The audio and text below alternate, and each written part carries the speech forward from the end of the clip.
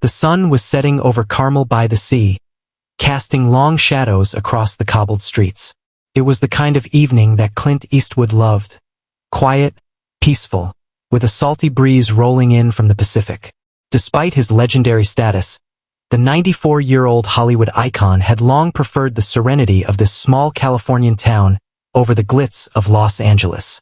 That evening, he was sitting alone at a cozy little cafe, sipping black coffee, lost in thought. His rugged face, marked with lines of experience and wisdom, was partially hidden behind a cowboy hat, an old habit from his unforgiven days. His mind wandered over the years, the highs and lows, the victories and regrets. Nearby, a little girl, no older than 10, sat at another table with her mother. She had blonde hair tied in 2 small ponytails and wore a simple blue dress. Her eyes, large and curious, constantly flicked toward the old man in the hat. She had seen him before, not in real life but on the TV screen. Her mother noticed her staring. "Sweetheart, don't bother him," she whispered. "He's a famous man. Let him be." "But Mom," the girl insisted in a hushed voice, "I just want to ask him something important." The mother sighed, but before she could stop her, the girl slid off her chair and walked up to Clint Eastwood. Standing before him, she hesitated, then took a deep breath. "Excuse me, sir," she said politely. "Are you Clint Eastwood?" Clint looked up from his coffee, his steel blue eyes meeting hers. He studied the little girl for a moment, then gave a small nod. "That's what they call me," he said in his deep, gravelly voice. The girl's face brightened. "I knew it. My grandpa loves your movies. He always says you're the toughest guy in Hollywood." A ghost of a smile appeared on Clint's lips. "Well, your grandpa sounds like a smart man," he said. The girl giggled, then her face turned serious. "Can I ask you a question?" Clint set his coffee down and leaned slightly forward. "Sure, kid. What's on your mind?" She hesitated for a moment, then asked, "Are you successful in your life?" For a brief second, Clint Eastwood was silent. The question hit him harder than he had expected. He had been asked about fame, fortune, and filmmaking thousands of times, but never something quite like this. He looked at the little girl's innocent face, then leaned back in his chair, exhaling slowly. "You really want to know?" he asked. She nodded eagerly. Clint tapped a finger on the table, his mind sifting through nearly a century of memories. Then, in a voice filled with both nostalgia and honesty, he began his story. Clint Eastwood studied the little girl for a moment, his deep-set eyes reflecting something beyond time. Wisdom, regrets, victories, and losses. He had been asked about success in many interviews before, but never like this. Never by a child. "Success," he muttered, as if tasting the word. He let out a slow sigh and looked out at the horizon, the waves crashing in the distance. The little girl shifted on her feet, waiting for his answer. "You know, kid," Clint finally said, his voice carrying the weight of nearly a century. "Most people think success means being rich or famous. Maybe your grandpa likes my movies, but does that mean I'm successful?" The girl tilted her head. I mean, you are really famous." Clint chuckled softly. "Yeah, but let me tell you something, fame and money don't last forever. One day, people stop talking about you. They find someone new to admire. Then what?" The girl's eyes widened. "I never thought about that." He nodded. "Most people don't. But when you've been around as long as I have, you start to wonder what really matters." He took a sip of his coffee, then continued, his voice taking on a reflective tone. "I started my career in the 1950s, struggling just like any other guy trying to make it in Hollywood. I got lucky with Rawhide, and then I found my way into those westerns your grandpa probably loves. A Fistful of Dollars, the good, the bad, and the ugly. All those." The girl nodded enthusiastically. "Yeah, he always says you're the coolest cowboy ever." Clint smirked. "Well, I appreciate that. But back then, I thought success meant being the biggest star, making the most money. And you know what? I got there. I became one of the biggest names in the business. I directed films, won Oscars, met presidents. But then..." He paused, His gaze turned distant, as if staring at something only he could see. The girl waited, sensing that this was important. But then, Clint repeated, his voice softer now, I started losing people. Friends. Family. People I loved. The little girl frowned. Like, they moved away. Clint shook his head. No, kid. They passed on. One by one. My parents, my mentors, my friends, guys I rode with, worked with, laughed with, people who meant the world to me. The girl looked down, feeling the heaviness in his words. Clint sighed again, then leaned forward slightly. Let me ask you something. If you had all the money in the world, but no one to share it with, would you be happy? The girl thought for a moment. No, I don't think so. Exactly, Clint said. And that's what I started realizing. Success isn't about how many people know your name. It's about the people who love you, the people you make happy, and the ones who will remember you when you're gone. Not for what you had, but for who you were. The girl's lips pressed together, as if she were trying to understand something much bigger than herself. So, are you successful? She asked again, her voice barely above a whisper. Clint chuckled, shaking his head. That's the thing, kid. I'm still figuring that out. She looked at him, surprised. But you're Clint Eastwood. How can you not know? Clint smiled, but there was sadness in his eyes. Because real success isn't something you win like a trophy. It's something you work on every day. And some days you do better than others. The little girl thought about that. It wasn't the answer she had expected, but somehow it felt more real. She took a deep breath. Can I ask you something else? Clint nodded. Go ahead. The girl hesitated, then asked, what was the happiest moment of your life? For the first time in their conversation, Clint Eastwood looked truly taken aback. He stared at her, then let out a slow chuckle.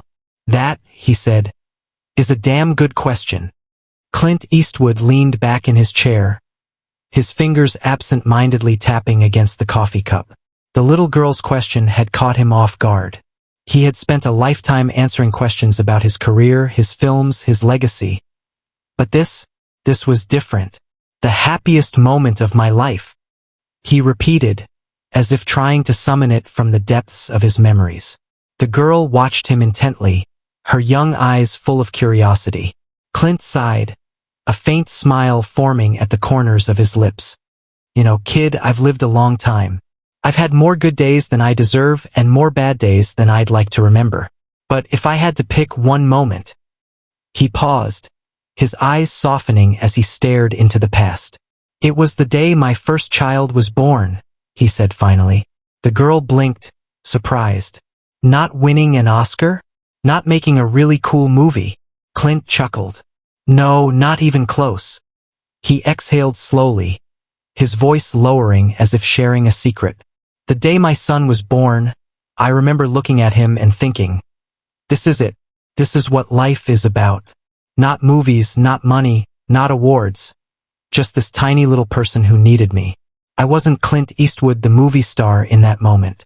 I was just a dad, holding a new life in my hands, realizing that nothing I had ever done before that moment mattered as much as he did. The girl's lips parted slightly in awe. That's really sweet. Clint nodded, his fingers tracing the rim of his cup. See, kid, the thing about success is that it changes depending on where you are in life. When I was your age, success was being the fastest kid in school. When I was a young man, it was about making enough money to eat. Then it was about becoming a big star. But when my child was born, success meant something else entirely. It meant being someone he could look up to. The girl smiled. That's a good kind of success. It is, Clint agreed. But let me tell you something. Being a father isn't easy. I've made a lot of mistakes too. And looking back, I realized that real success isn't just about what you achieve. It's about who you become while you're doing it. The girl tilted her head. So, did you ever feel like you weren't successful? Clint let out a dry laugh. More times than I can count. The girl gasped. Really? He nodded. You ever heard of the outlaw Josie Wales? She scrunched her nose. I think Grandpa mentioned it. Well, when I made that movie, I thought it was going to be a big hit. But you know what? Some people hated it. Some critics tore it apart, said it was too violent, too slow. And for a moment, I thought I had failed. But now it's a classic, the girl said. Clint smirked. Yeah, but back then I didn't know that. That's the thing about success, kid. Sometimes you don't even know when you've already found it. The girl was quiet for a moment, letting his words sink in. Then she looked up at him, her young face full of something close to understanding. Do you think I'll be successful when I grow up? She asked. Clint studied her carefully, then gave a small, knowing smile. Tell me this. What do you love to do? The girl thought for a second. I love to draw. And I love to make up stories. Clint nodded approvingly. Then keep doing that. Do it every day. Don't do it for money. Don't do it for fame. Do it because it makes you happy. And if you do that, if you live your life doing what you love, then yeah, kid, I'd say you're already on your way to success. The girl's face lit up, and for a second, she couldn't speak. Then her eyes glistened as she smiled up at the old cowboy. Thank you, Mr. Eastwood. Clint tipped his hat. Anytime, kid. The little girl wiped at her eyes, trying to hide the tears that had formed. She wasn't sure why Clint Eastwood's words had made her emotional, but they had. Maybe it was because, for the first time, she understood that success wasn't just about being famous or rich. It was about something deeper. Clint watched her with a small smile, then took another sip of his coffee. The wind rustled through the palm trees, the distant waves providing a rhythmic hum in the background. You know, kid, Clint said, setting his cup down. There's something people don't always tell you about success. The girl looked up at him expectantly. What? He exhaled, his eyes darkening slightly. It comes with a price. The little girl's brows furrowed. A price? Like money? Clint shook his head. Not money. Something more important. You ever heard the phrase, you can't have it all? She shook her head. Well, Clint continued, it means that when you chase one thing, you often have to leave something else behind. I spent years working on movies, traveling, directing, acting, writing. And yeah, I built a big career. But you know what I missed? The girl was silent. Clint looked off into the distance, his voice quiet. Time. Time with my family. Time with my kids. Time I'll never get back. The girl's face fell. That's really sad. Clint sighed. Yeah, it is. He leaned forward slightly, his voice firm but gentle. That's the thing about success, kid. You gotta ask yourself, what are you willing to sacrifice? Some people lose friends. Some lose family. Some lose themselves. The girl swallowed hard. Did you ever feel alone? Clint hesitated, then gave a slow nod. More times than I can count. But you're Clint Eastwood, she said, as if that should have made him immune to loneliness. Clint chuckled. Yeah, well, turns out being famous doesn't keep you from being lonely. The girl thought about that for a moment, then asked, do you regret it? The price you paid. Clint sighed, his fingers tracing the edge of the table. That's a hard question, kid. There were times when I wished I had done things differently. Maybe been home more. Maybe spent less time worrying about movies and more time worrying about the people I loved. The girl's lips pressed together. But you can't change the past, right? Clint nodded. Nope, you can't. But you can learn from it. And you can make damn sure that the future isn't filled with the same mistakes. The girl straightened her shoulders. Then I won't let success take away the things that matter. Clint smiled, tipping his hat. That's the smartest thing I've heard all day. The girl beamed. Just remember, kid, Clint added, his voice softer now. You define success. No one else does. Not the world, not the critics, not even your grandpa. You decide what matters to you. And if you stay true to that, you won't regret a damn thing. The girl nodded, as if committing his words to memory. For a long moment, they just sat there, the old cowboy and the young dreamer, 2 generations separated by time but connected by understanding. Then, the girl's mother called out, Sweetheart, we need to go. The girl turned back to Clint. Thank you for talking to me.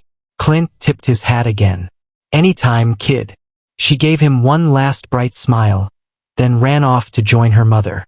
Clint watched her go, then sighed, finishing his coffee. He had done a lot in his life. Made films, won awards, met powerful people. But somehow, this simple conversation with a little girl in a small cafe felt like one of the most important things he had ever done. And for the first time in a long while, Clint Eastwood felt something deep in his chest. Maybe, just maybe, he was successful after all. Clint Eastwood sat there for a long time after the little girl left, staring into his empty coffee cup as if it held the answers to life's biggest questions. The wind rustled through the nearby palm trees, and the distant crash of waves on the Carmel shore echoed in his ears. He had spent nearly a century on this earth, and yet that little girl's simple question had made him reflect more than any journalist, critic, or filmmaker ever had. Are you successful in your life? He had given her an honest answer, but deep down, he couldn't help but ask himself the same question again. Was he truly successful? Had he lived the kind of life that mattered? Memories flooded his mind, uninvited but persistent. He thought back to a time before he was Clint Eastwood, the icon. Back when he was just another struggling actor, rejected at auditions, living paycheck to paycheck, wondering if he'd ever make it. You don't have the right look for Hollywood. You're too tall. Your voice is too slow, too gravelly. He had heard it all, and yet he had kept going. Why? Because something deep inside him refused to quit. Maybe it was stubbornness, or maybe it was something greater, a belief that he was meant for more. And eventually the world saw it too. He went from bit parts in black and white TV shows to starring in Rawhide. Then came a fistful of dollars, the good, the bad, and the ugly, dirty, hairy, unforgiven, each one carving his name deeper into cinematic history. But along the way he had lost things too. Friends, family, relationships. Was that the price of success? He thought of his old friend Eli Wallach, his co-star from The Good, The Bad, and The Ugly. You and I, Clint, were the last of a dying breed. Eli had once told him, long after their cowboy days were over. Eli was gone now, so were so many others. Clint ran a hand over his face, feeling the roughness of his skin. He was still here, still breathing, still standing. But he knew he was nearing the final chapter. And in that moment he realized something. The little girl's question wasn't just about him. It was about everyone. Success wasn't just about winning. It wasn't about money or fame or achievements. It was about living a life that meant something. Had he done that? Yeah, he figured he had. But there was still more to do. Clint smirked to himself, shaking his head. Hell, maybe I ain't done yet. With that thought, he reached into his pocket, pulled out a few bills, and placed them on the table. Then, with the same slow, deliberate movements he had perfected on screen, he stood up, adjusted his hat, and walked out into the golden sunset. The legend wasn't finished just yet. Clint Eastwood walked down the quiet streets of Carmel by the sea, his boots tapping lightly against the pavement. The town was peaceful at this hour, the golden hues of the sunset painting everything in warm light. He had lived here for years, away from the madness of Hollywood, choosing the slow rhythm of a small town over the chaos of film sets and red carpets. But tonight, something felt different. That little girl's question lingered in his mind. Are you successful in your life? It wasn't just a question, it was a challenge. As he walked past an old bookstore, his reflection appeared in the glass window. He stopped and studied the face staring back at him. Deep lines, silver hair, eyes that had seen more than most people could imagine. A lot of folks saw him as the tough guy, the gunslinger, the no-nonsense cowboy. But inside he was just a man who had fought battles no one ever saw. He thought about the sacrifices he had made for his career, the marriages that hadn't lasted, the time lost with his children, the friendships that faded. You can't have it all. That's what he had told the little girl, and it was true. No one could have everything. But maybe success wasn't about having everything. Maybe it was about making peace with what you did have. Clint smirked at his reflection. You ain't done yet, old man. With that, he kept walking, heading toward a familiar place. A quiet bar where he liked to sit and think. As he stepped inside, the bartender, a man in his 40s who had known Clint for years, nodded in greeting. Evening, Mr. Eastwood. The usual? Clint nodded and took a seat at the bar. Yeah, I think I'll have one. The bartender poured him a glass of whiskey and set it down. You look like you've been thinking about something. Clint chuckled. That obvious, huh? The bartender shrugged. You've got that look, like you're about to say something profound. Clint swirled the whiskey in his glass, watching the amber liquid catch the light. Had a conversation with a little girl today, he said. She asked me if I was successful.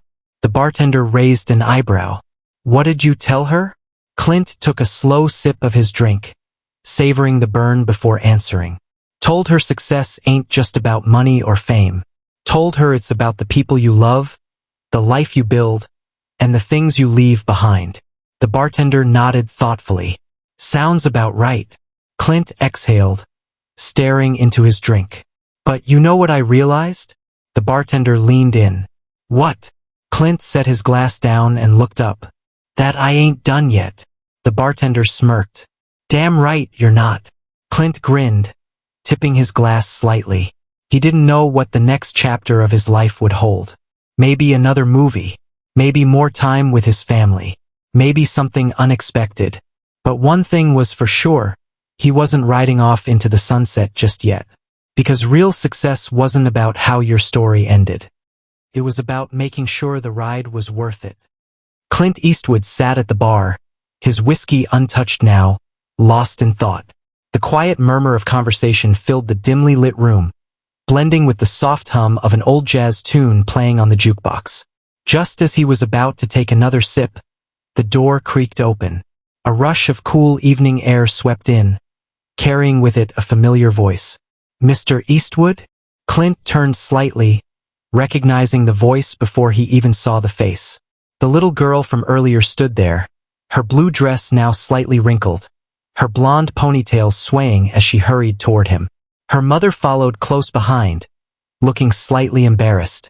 I'm sorry, sir, the mother said, giving Clint an apologetic smile. She insisted we come back. She said she had something important to say. Clint smirked and set his glass down. Well now, what's on your mind, kid? The little girl hesitated, then reached into her pocket and pulled out a folded piece of paper. She placed it on the bar in front of him.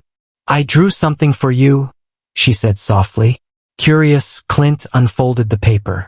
It was a drawing, done in crayons, of a cowboy riding into the sunset. But something about it was different. Unlike the classic Western images of lone riders fading into the horizon, this cowboy wasn't alone. He was surrounded by people. Family, friends, even a little girl holding his hand. Clint stared at it for a long time, his throat tightening unexpectedly. I wanted to show you what success looks like, the little girl said. Not just riding off alone, but with people who care about you. For the first time in a long while, Clint felt something deep in his chest, a warmth that had nothing to do with whiskey. He glanced at the mother, who gave a small nod of encouragement. Then he looked back at the little girl, her bright eyes searching his face. You know something, kid? He said finally, his voice quieter now. You just taught me something I didn't even know I needed to learn. The girl beamed, her face lighting up with pure joy. Clint folded the drawing carefully and tucked it into his jacket pocket. I think I'll keep this one, he said. The little girl clapped her hands together excitedly. Really? Clint nodded. Really?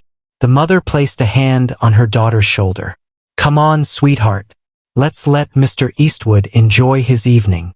The little girl gave him one last smile, then turned to leave. But just before stepping outside, she paused and called back over her shoulder.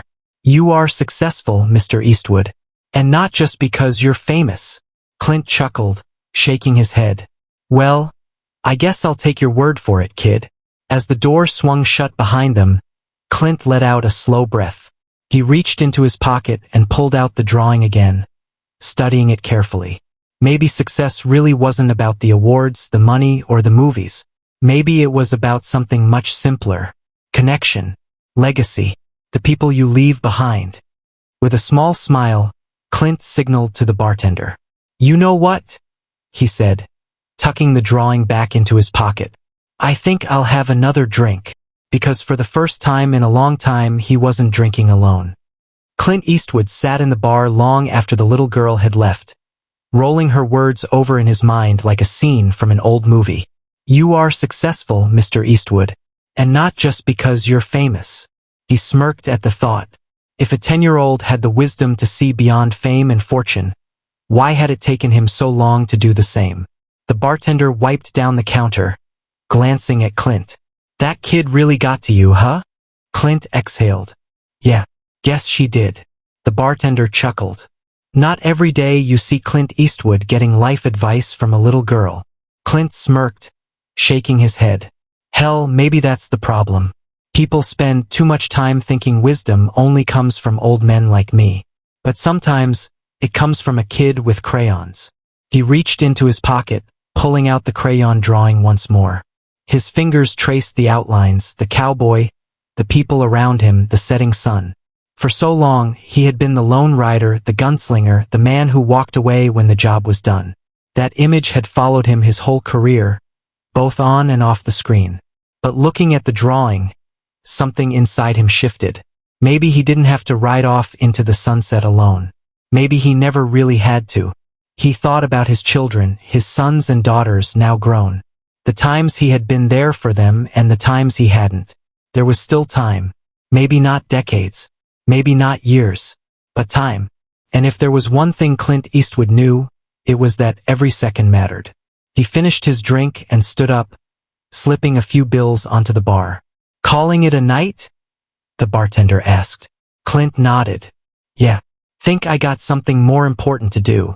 The bartender raised an eyebrow. "Like what?" Clint smirked, placing the crayon drawing back into his pocket. "Like making sure that kids write about me."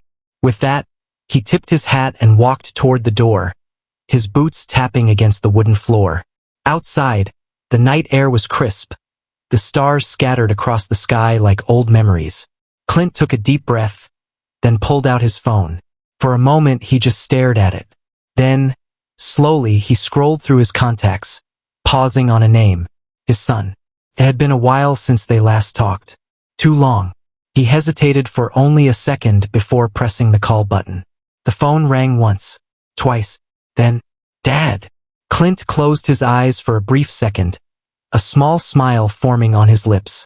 "Hey kid," he said, his voice steady. "Just thought I'd check in." And just like that, a new scene began. For a moment, there was silence on the other end of the phone. Then his son's voice came through, a mix of surprise and curiosity. "Didn't expect to hear from you tonight, Dad," he said.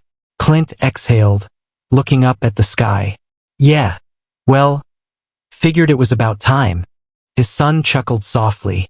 "You know, usually when you call, it's about work, or some movie idea you've been kicking around. This isn't one of those, is it?" Clint smirked. "No, kid. No movies tonight. Just thought I'd check in. See how you're doing." There was a pause. Then his son's voice softened. "I'm good, Dad. How about you?" Clint hesitated for a second, then said something he wasn't used to admitting. "I've been thinking a lot lately." His son chuckled. "Now that's dangerous." Clint laughed, shaking his head. "Yeah, maybe, but I ran into this kid today, 10 years old, full of questions. She asked me if I was successful." His son was quiet for a moment. "And what did you say?" Clint sighed. "Told her I wasn't sure." The words hung in the air between them. His son finally spoke, his voice careful. "You know, Dad, I think a lot of people would say you are." "Yeah," Clint muttered. "But that's the thing. I've spent my whole damn life making movies, building a career. And now, I'm wondering if I spent enough time building something that really mattered." His son let out a slow breath. "Dad, you did a lot of good things. And yeah, you were busy. But you were there in your own way. Even when you weren't around, I always knew you were out there, doing what you had to do." Clint felt something tighten in his chest. "Still, I could have done better." His son was quiet for a moment, then said, "Maybe, but you're here now." Clint nodded to himself, taking in the weight of those words. Here, now. Maybe the past couldn't be rewritten, but the future, that was still his to shape. "Listen," Clint said, his voice firm now. I want to make more time. No cameras. No scripts. Just time. You, me, the family. What do you say? His son hesitated, then said something that hit Clint harder than any film review ever could. I'd like that, Dad. Clint swallowed the lump in his throat. Yeah, me too. There was another pause, but this time it wasn't uncomfortable. It was full. All right, Dad. We'll make it happen, his son said. And hey, you are successful. Even if you don't see it the way the world does. Clint smirked. Guess I'm still learning, huh? His son laughed. Yeah, well, you've got time. Clint looked up at the night sky, feeling something shift inside him. Maybe success wasn't a destination. Maybe it was a journey. A long, winding road filled with regrets and lessons, victories and second chances. And maybe, just maybe, he still had a few more miles left to go. Clint Eastwood hung up the phone and stood there for a moment, staring up at the endless night sky. The air was crisp, and the quiet streets of Carmel by the Sea stretched out before him.